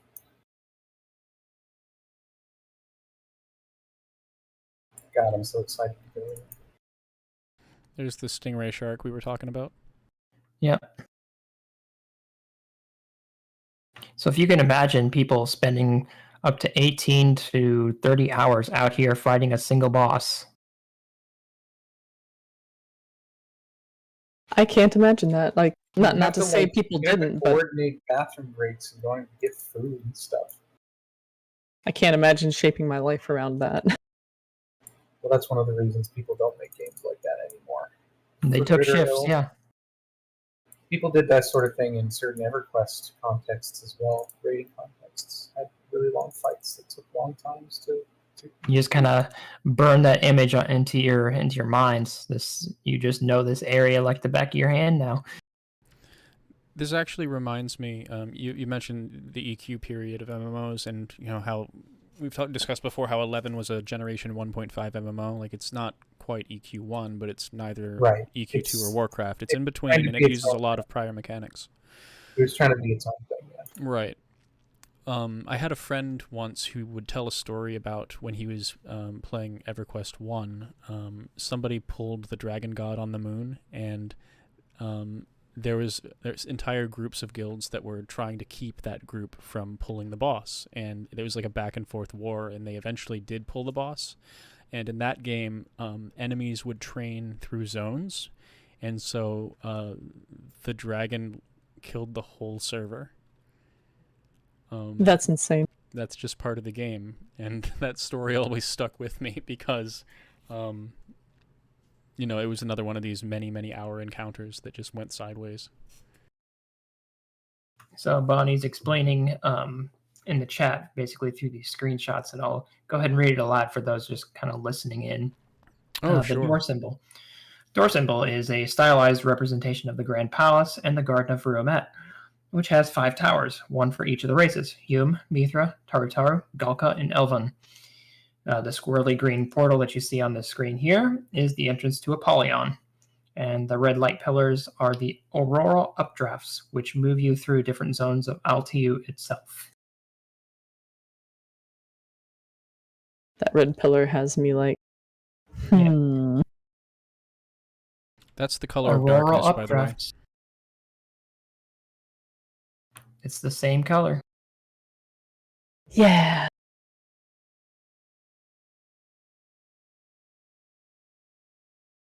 Oh no, it's Amfuabo.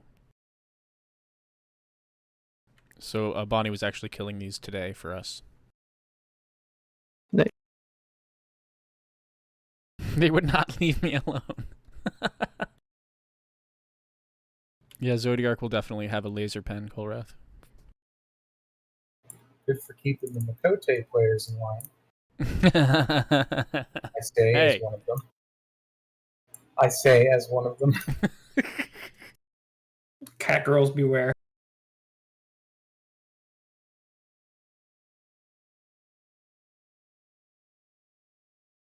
Got our purple trees again.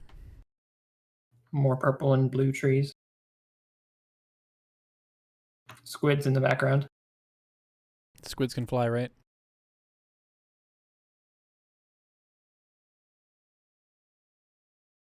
Well, like they said with Absolute Virtue, its designation was sea. So yes, this was aqua themed. And there are those trees. Ooh boy.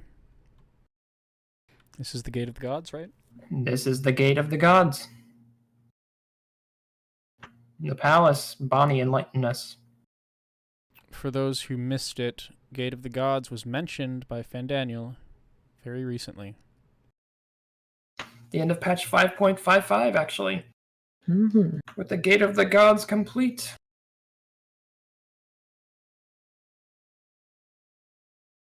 And this is literally all the zone is. It's a long corridor leading to the Gate of the Gods. It's very eerie. I imagine once we find out what the 14 context is, it's going to also be equally eerie.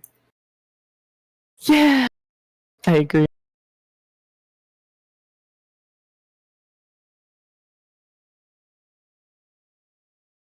See, now I wonder if it's not going to be kind of light themed. It's more going to be dark themed, like how the hallways kind of looked in the trailer. The blur is from the transference cutscene, where all lights up, then fades, and then you zone into the garden. What are these glyphed shrines, Bonnie? Are they where you fight the 4 guardians? Oh, different mob types spawn on them.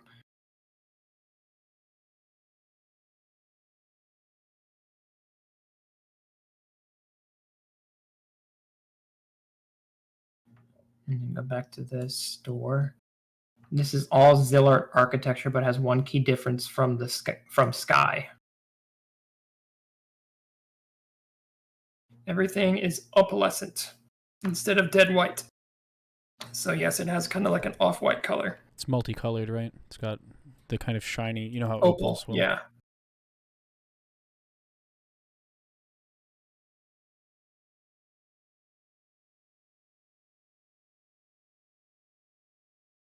And this here. The teleporter looks like. It does. All the doors have a symbol above them too. Then there's this huge central elevator.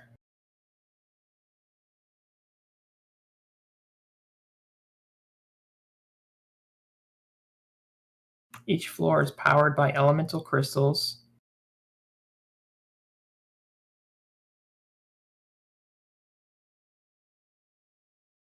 Oh, that looks Again. really cool. Again, opalesque room. Each floor is powered by elemental crystals that you see there. Some fire, some wind, etc. Varies by floor. A very Final Fantasy concept. And the opalescent and white themes make me think of the moon for some reason. I don't know. Same. I think having this structure mentioned in 555 and Endwalker coming is fully intentional. Yeah, Moonstone, smirk.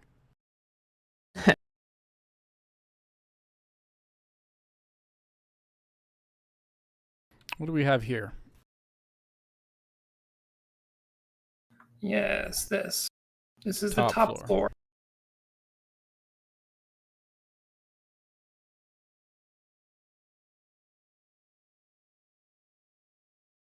Now, where does the top floor take you to? Thanalan, apparently. If you ask it to go down, the lines all disappear in sections, then coalesce into an orb. Huh.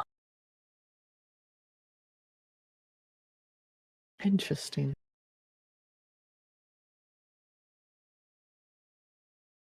Bambi Sparkles says, looks like a pearly gate.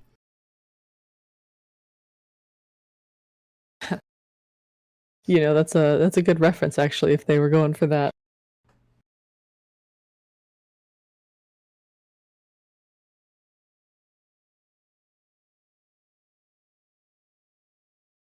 Zoila says, is this where you fight Promethea?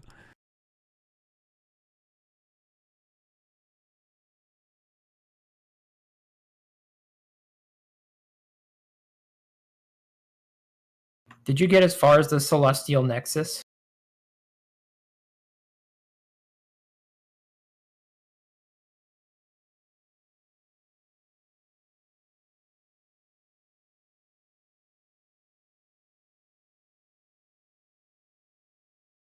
Oh no, she got lost.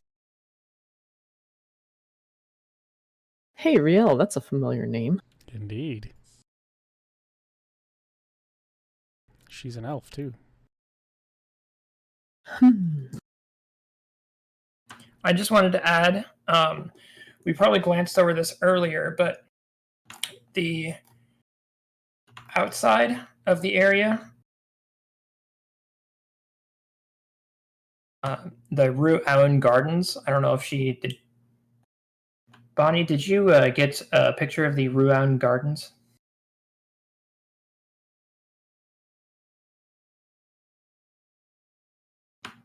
Okay, so in the Rue Avitao Gardens,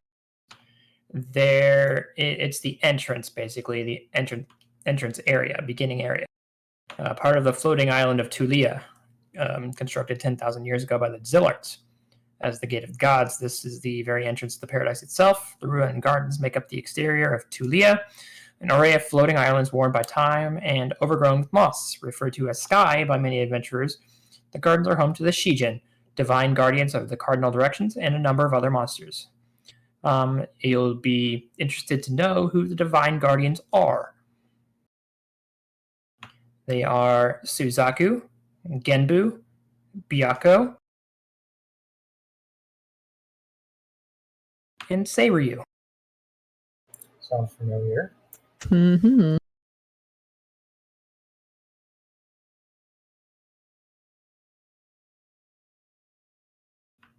Very thematic, that. I just thought it was very, very interesting that they kind of brought themes over. Indeed. Yeah, and I believe that one's from probably originally from Chinese mythology. A guardian for each of the directions of the compass.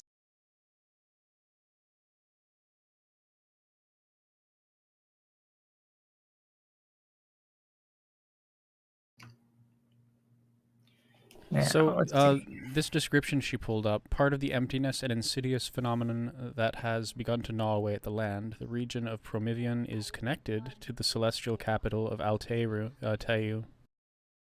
After the spatial transfer, this became the Apollyon section of Limbus. Apollyon is extra interesting to me. I forget the exact detail, but I believe it's used sometimes to either refer to the void or like the angel of the void. Lower Promethean is an abyss inhabited.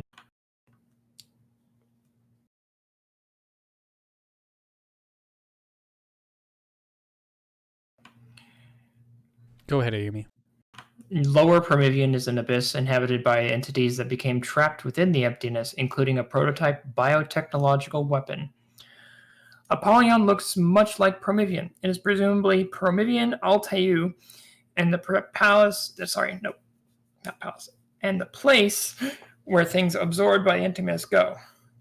Trading all 4 colored chips found in all 4 initial areas to either of the 2 swirling vortexes at time of entry will open an access to Central Apollyon, where Proto-Omega may be fought.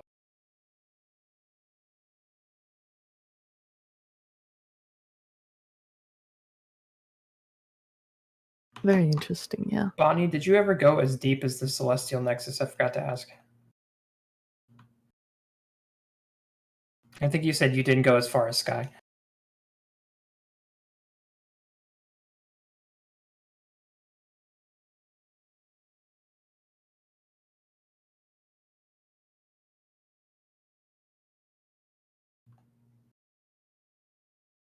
Band of Dawn and Brand of Twilight are required to operate the elemental elevator in the garden. Brand of Dawn and Brand of Twilight. Light and dark. Ring blades, dark and light. Interesting that instead of being like midnight, noon, it's also the liminal periods, the transitionary from one into the other.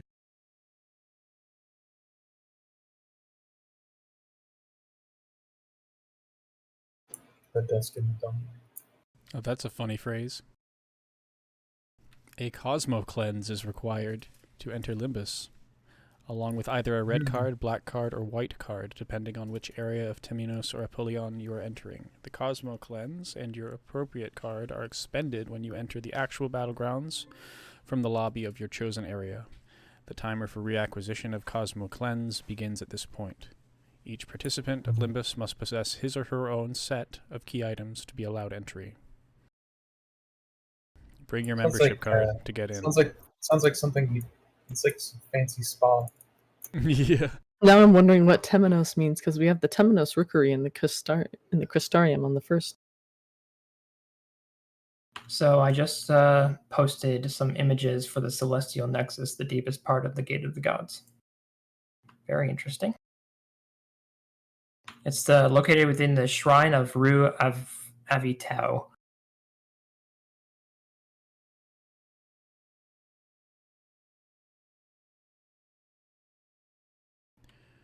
This is the history entry on the Zilart. For a time, the Zilarts were the only race in existence. They existed relatively peacefully, and this time is not particularly well documented. However, one of the princes of the Zilartian king, Ealdnarch, stumbled into a room of the Mother Crystal and was presented with a vision of the realm beyond the Gate of the Gods and eternal paradise. Using the Whisper of the Soul, this vision was simultaneously presented to all of the Zilart throughout the world. Enchanted by this vision, they decided to build a path to open the Gate of the Gods. Whisper of the Soul, flails. Yeah, echo, that's what an echo is. The gate was powered by the energy of Vanadil's 5 mother crystals, channeled through giant power conduits to a central point in Delkfoot's tower. They constructed a grand capital named Tulia, which is levitated into the sky by the channeling of the Mother Crystal's power. Tulia was to be the gate, but at the moment of activation, the Kulu sabotaged the gate's power source, resulting in a cataclysmic meltdown that wiped out the land. Oops. I'm really curious about their... days. I'm really curious about their motivations for that. Like, why? Yeah, that's my reaction too, is why?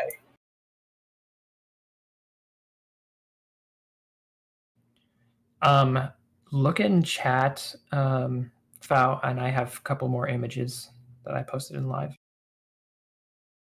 for the Celestial Nexus.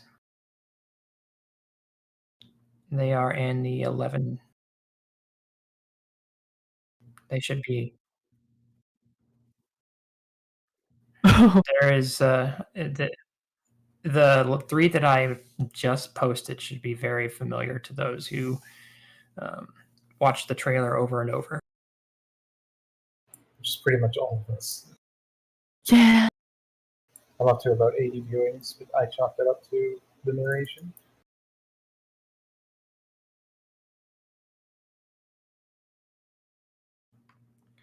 It's obvious that they are. Yep, there you go. So, go back to the first one. There we are. That looks real familiar, doesn't it? Uh-huh. Mm-hmm. It's got like the hexagon instead of the very organic look, but very similar sort of intrusion. You can see them on the ceiling throughout prior images. Yes, you can.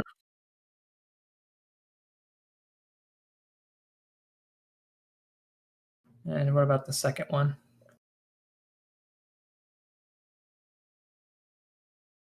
There you go. This one is a little bit more. It's even though it still has the hexagons, it looks more organic. You can tell it's a lot deeper than the other ones. As it happens, the central ring there, those look like shards, and the bridge portion looks like crystals, like the icon they use. Yep.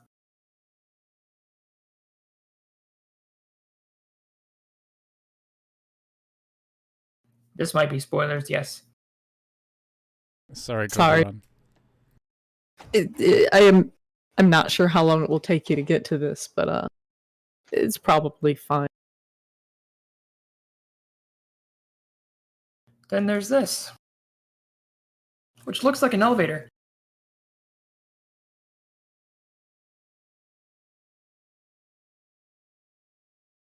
Yeah, that's weird. How many? Yeah, 6 of these crystal rock blobs around the sides. Interesting. There's only 5 the 5 elements, or no, 6 elements. So that would be So if they use that in 14, that would be exactly enough crystals. Interesting. Plot thickens.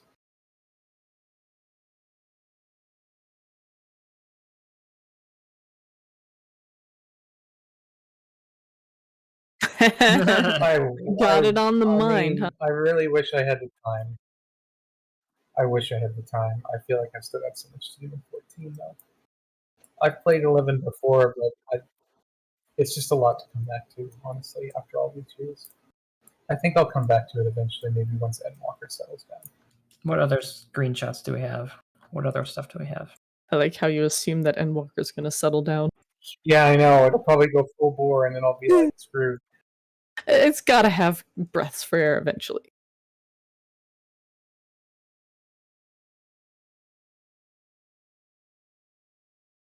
We've still got about 15 minutes before 6.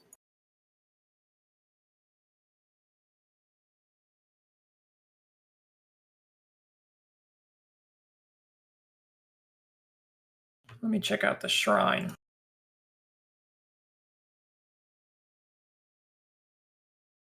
Yeah, the Shrine of Rue Avitao.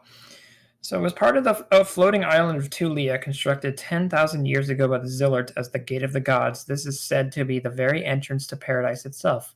The Shrine of Rue Avitao makes up the core of the vast island and can be accessed from the gate of the central edifice of the Ruan Gardens. The area is most well known for its resident notorious monster, Kirin, master of the Shijin. I just brought up an image Bonnie had posted earlier. Yeah, please do. She's gonna give us another screen.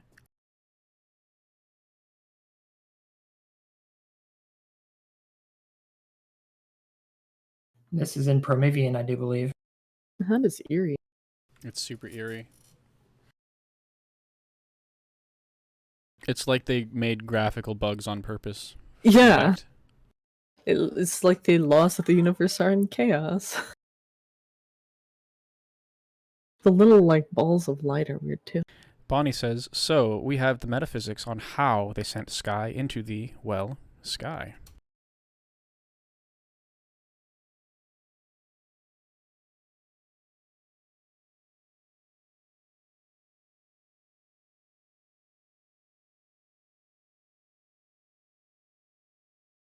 Midnight says, graphical issues? Alright, let's make this work. Pretty much.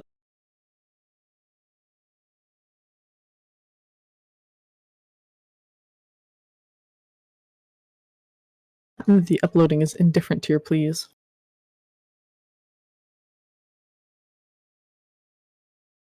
Some of those buildings look eerily similar to some in Amarat, too.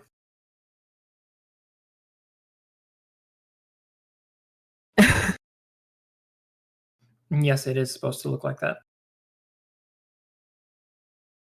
Lost in Don't you hope, dare. we lie defeated. The one on the right reminds me of traditional depictions I've seen of the Tower of Babel, so that's interesting. Like biblical. Oh, the upside down and right. Well, yeah, like a double terminated one.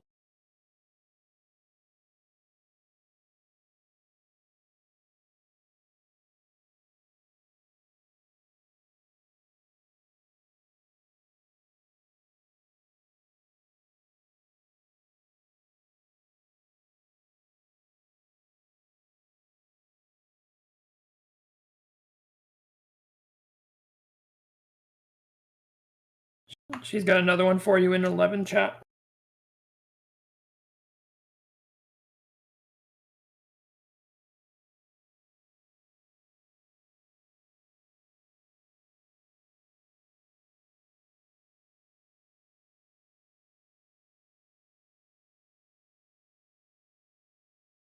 This area is currently affected by the Super Kupo power.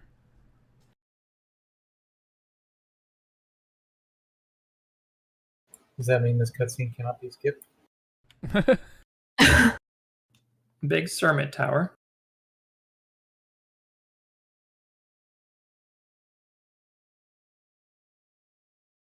Okay. These are called crags. Each one houses a fragment of the mother crystal.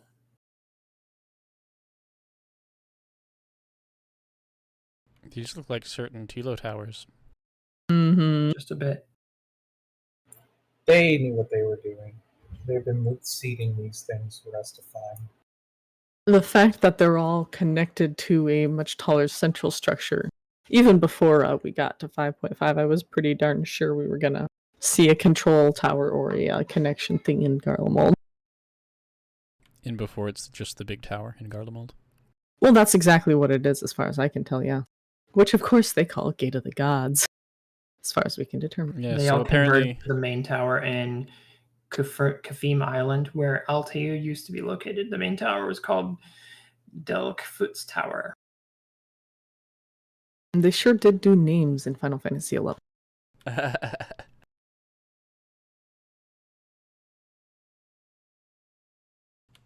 Yeah, so we're gonna have to go ahead and let Fandy win so we can go to Tulia, is what I'm hearing. I mean, we don't even have to let it happen. All we have to do is misunderstand or get unlucky.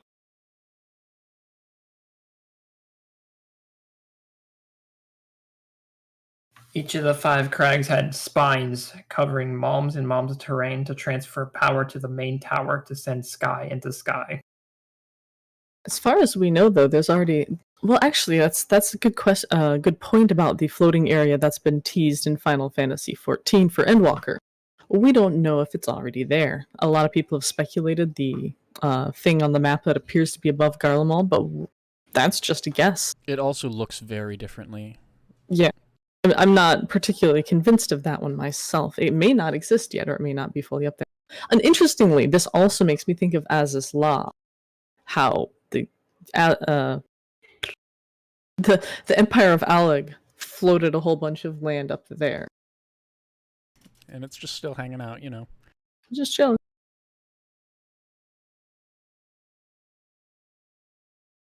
Ah, here we go.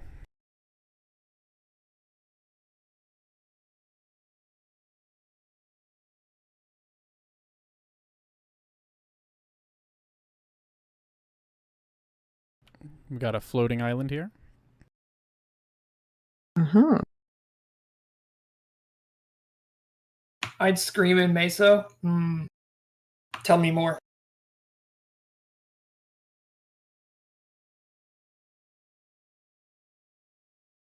Oh, so it's not people. I get it.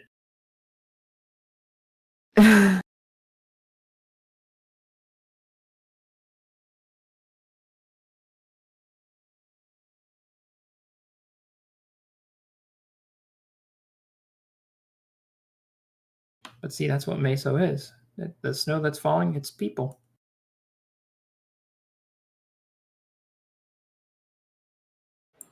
That'd be creepy to see in 14 in some context. It almost looks like those are ships just kind of floating in the air. This area of the sky is the main area, ruined gardens. So yeah, this is the place where the 4 lords that we know of inhabit. Which follows the tower for each race plus elementally divided. It's really interesting.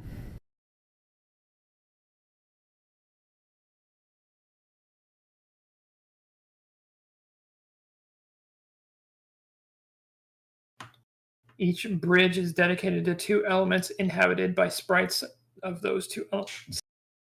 1 on each side of the bridge. This kind of ties back to our Eureka stuff again, which the elemental areas have the elements in question.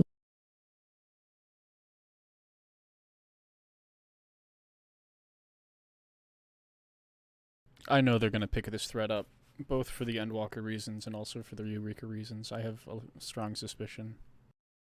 Same. We're going to get like a convergence of threads. A I'm so confluence, excited. kind of like Hope's confluence. Yes. The rest of the monsters in this section itself will be familiar to anyone who has played 14, animated dolls and magic pots, and aggroing magic. Does that mean don't cast Protect?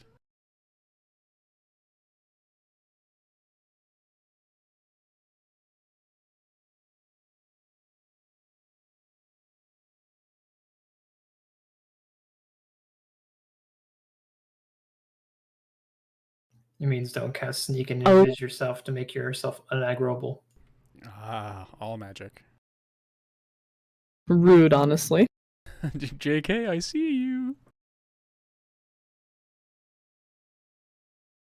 It looks like you're trying not to be seen. You need to learn the art of not being seen.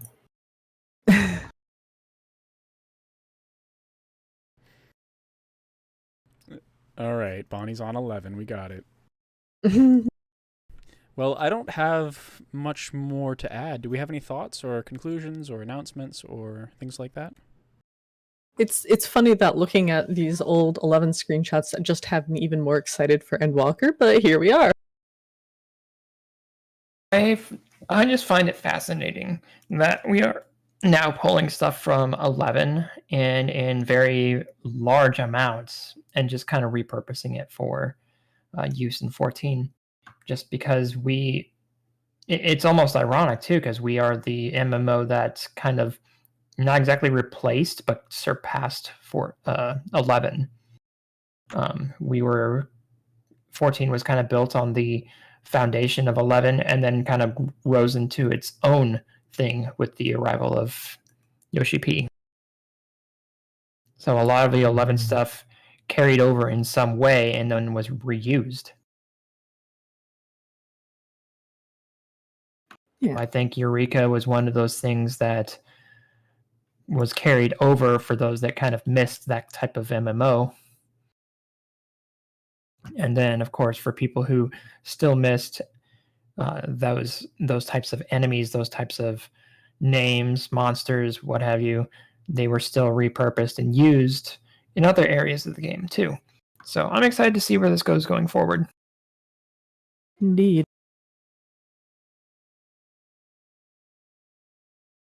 Especially when they mentioned the Gate of the Gods.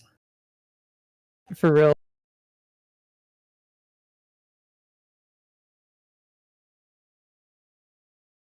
that was a more recent thing that I kind of picked up on, and I went kind of searching for it. So for those that we did make aware of that today, definitely go looking. It's the Gate of the Gods in Tulia is something that should definitely be researched and kind of compared and contrasted to in 14. Same with Permivian. I'd like to highlight what Midnight said in chat. Endwalker may be more a love letter to its 1.0 Final Fantasy XI building block origins, which would be fitting. And I do agree, like, they've already, in the theme song itself, shown that they're kind of revisiting the expansions, the themes, the ideas, possibly some of the characters. They're doing a big wrap-up, and I don't think they can do that without at least touching on 1.0, and 1.0 has a lot of 11, so... I mean, not directly, but a lot of influence, and I think the developers from 11? I forget now. Nobuaki Komodo.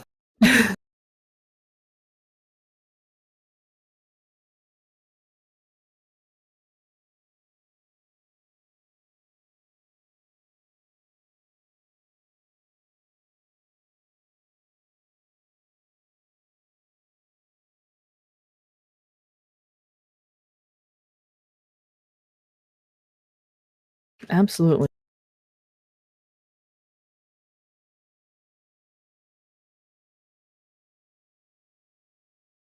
Yes.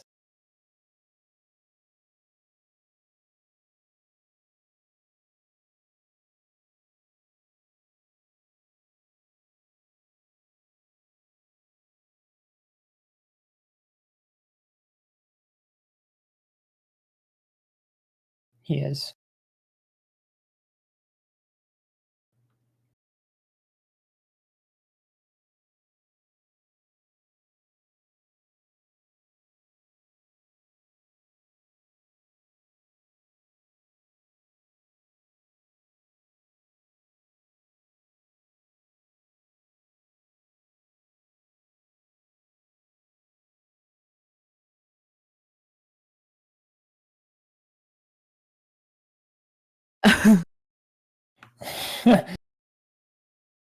That's cute. Does give you a good view. It does. Hello, Moon. It's not many better views than the moon.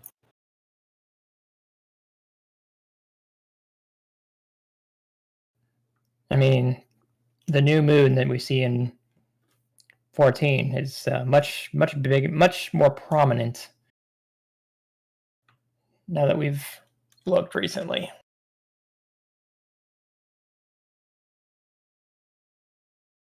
Indeed.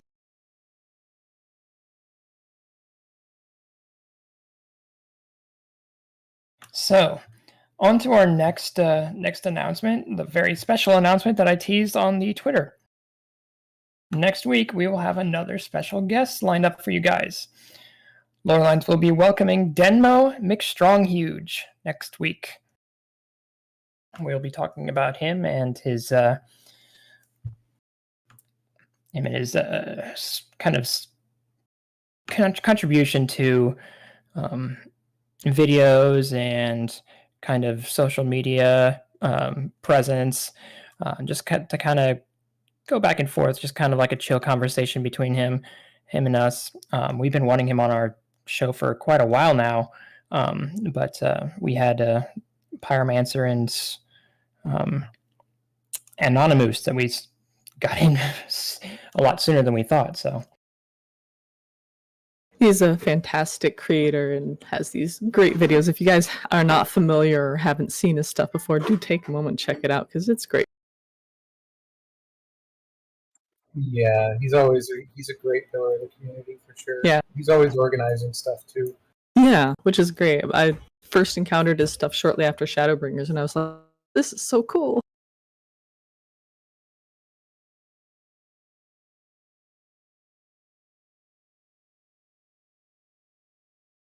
we'll ask him about that. Don't worry, we'll get to that.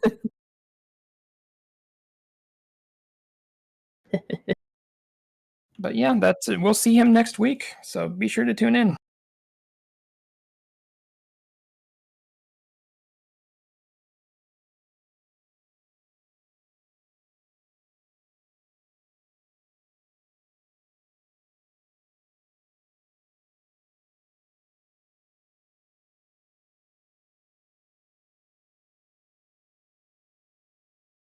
Yes.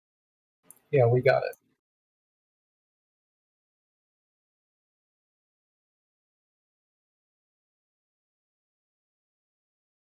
Be good train listening hours. But yeah, everyone, you guys have a great day, great week, and we will catch you guys on our next episode next week. Yeah, thanks for coming up. Thanks. Take care, everybody. It's great to have you. Have a good week, everyone. We should raid someone, though, first. Oh, yeah. Who should we raid? Here we go. For those of you who know who she is, raid Curious Joy, tell her hi, say hi, throw a few emotes her way, and if you haven't already gave her a like or follow or subscribe, do so. Give her that Loreline's love for us.